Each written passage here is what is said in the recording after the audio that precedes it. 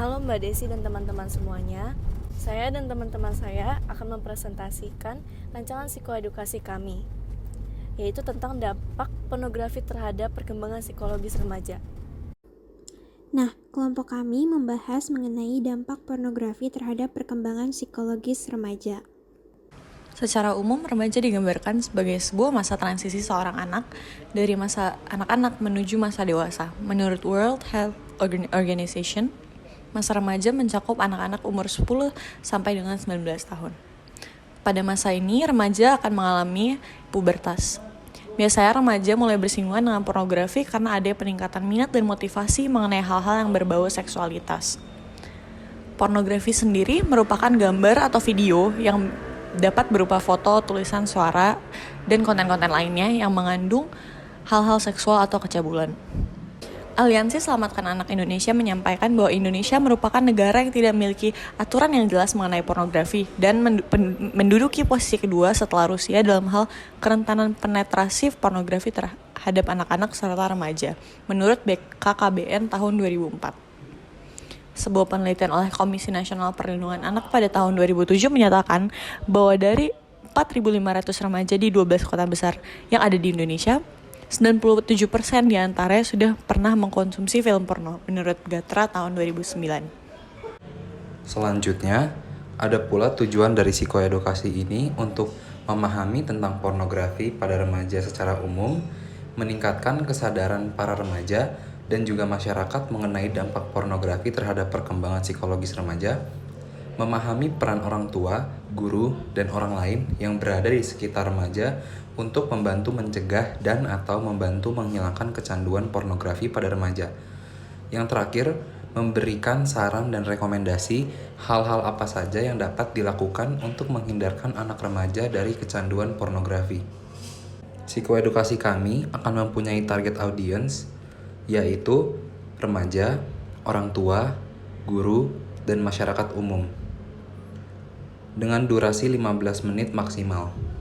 Kami akan menyampaikan psikoedukasi ini melalui animasi yang akan dibuat menggunakan Powtoon dan diisi dengan voice over kami.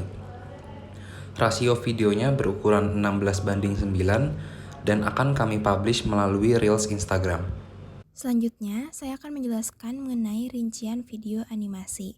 Sebelum saya menjelaskan, ada catatan dulu bahwa jumlah scene atau adegan dalam penjabaran kali ini jumlahnya belum pasti, sehingga bisa dapat berubah, bertambah atau berkurang seiring dengan kelengkapan materi nantinya. Di bagian pertama atau di scene pertama, merupakan bagian opening yang diawali dengan tampilan seorang remaja yang sedang duduk menghadap laptop. Ia sedang menonton ke arah laptop tersebut dengan serius. Selanjutnya, ada suara aneh dari laptop tersebut. Tampilan video yang sedang ditonton oleh anak tersebut disensor dengan mozaik dan tulisan 18+. Di bagian kedua, muncul transisi gelap dari adegan sebelumnya. Nah, transisinya ini turun ke bawah seolah-olah anak tersebut seperti ditelan oleh kegelapan. Lalu muncul tulisan dampak pornografi terhadap perkembangan psikologis remaja. Nah, dampak pornografi terhadap perkembangan psikologis remaja ini merupakan judul topik yang akan kita bahas di psikoedukasi kita. Bagian ketiga akan membahas mengenai pornografi pada remaja secara umum, meliputi pertanyaan-pertanyaan seperti yang ada pada PPT tersebut. Nah, bagian ketiga ini direncanakan akan dipecah menjadi bagian-bagian lainnya. Jadi, jumlah scene yang akan muncul dalam video animasinya nanti akan bertambah juga. Nah, penjabaran rincian adegan dari masing-masing scene akan menyusul ketika materi sudah lengkap dan memiliki kemungkinan untuk berubah, berkurang, atau bertambah. Jadi, misalnya, di pertanyaan yang pertama, bagaimana awal mula remaja mengenal pornografi? Terus di pertanyaan yang kedua, bagaimana remaja biasanya mengakses pornografi? Itu akan memiliki dua scene yang berbeda. Selanjutnya adalah bagian yang keempat atau scene yang keempat. Di scene ini akan membahas mengenai dampak pornografi pada remaja. Dampaknya ini bisa positif dan negatif. Jadi kita membahas di luar aturan agama. Kemudian di bagian yang kelima akan membahas mengenai peran orang-orang yang berada di sekitar remaja untuk mencegah dan atau membantu anak remaja mengurangi kecanduan pornografi. Nah, di bagian yang keempat dan yang kelima ini sama seperti di bagian yang ketiga. Jadi nantinya direncanakan akan dipecah menjadi scene-scene-nya tersendiri.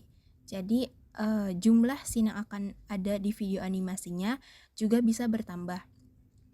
Jadi setiap dampak dan setiap peran akan memiliki scene-nya sendiri gitu. Kemudian di bagian yang keenam, yang ketujuh dan yang kedelapan itu berisi kesimpulan dan penutup, identitas kelompok serta daftar pustaka. Kemudian di sini adalah beberapa referensi yang kami gunakan dalam mengerjakan rancangan psikoedukasi kami. Sekian dari kelompok kami, terima kasih. Sekian dari kami, mohon maaf bila ada kekurangan dan kesalahan yang kami lakukan secara sengaja maupun tidak disengaja. Terima kasih.